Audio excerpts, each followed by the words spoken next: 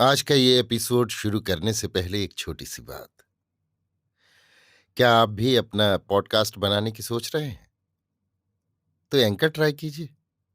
ये पॉडकास्ट बनाने का सबसे आसान तरीका है।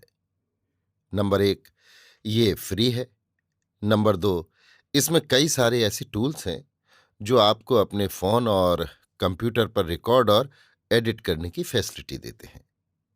नंबर 3, आप अपने पॉडकास्ट को डिस्ट्रीब्यूट भी कर सकते हैं, जिससे इसे स्पॉटिफाई और दूसरे प्लेटफॉर्म पर सुना जा सके। तो डाउनलोड कीजिए फ्री एंकर ऐप या विजिट कीजिए anchor.fm पर अपना पॉडकास्ट स्टार्ट करने के लिए।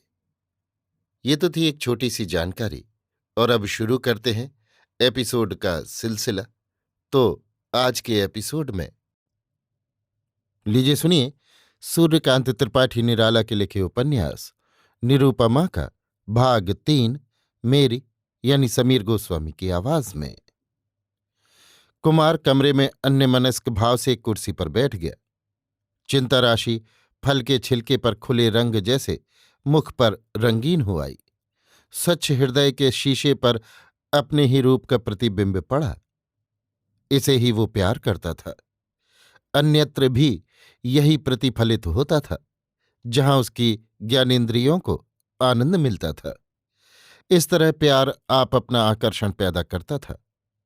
मनुष्य होकर पश्चात विद्वान बनकर इसी की रक्षा के लिए वो तत्पर रहा था।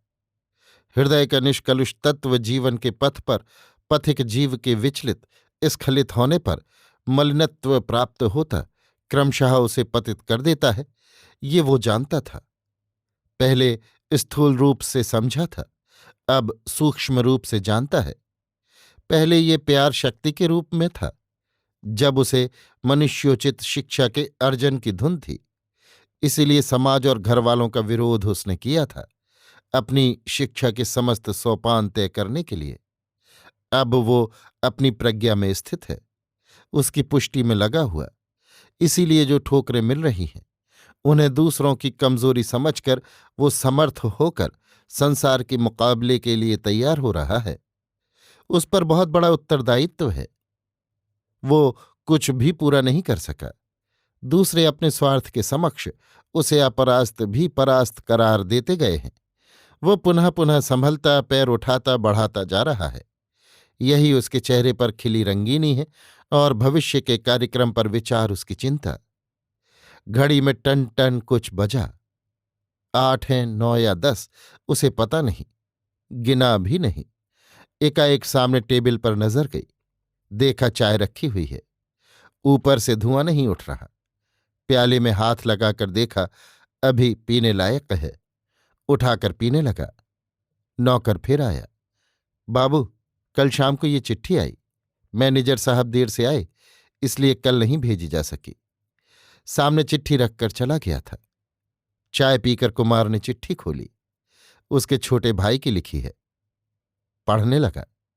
लिखा है, खर्च नहीं चलता, मां के पास भी खर्च नहीं, गांव वालों की कुछ भी सहानुभूति नहीं, न्योते नहीं आते, ऐसी और कुछ बातें।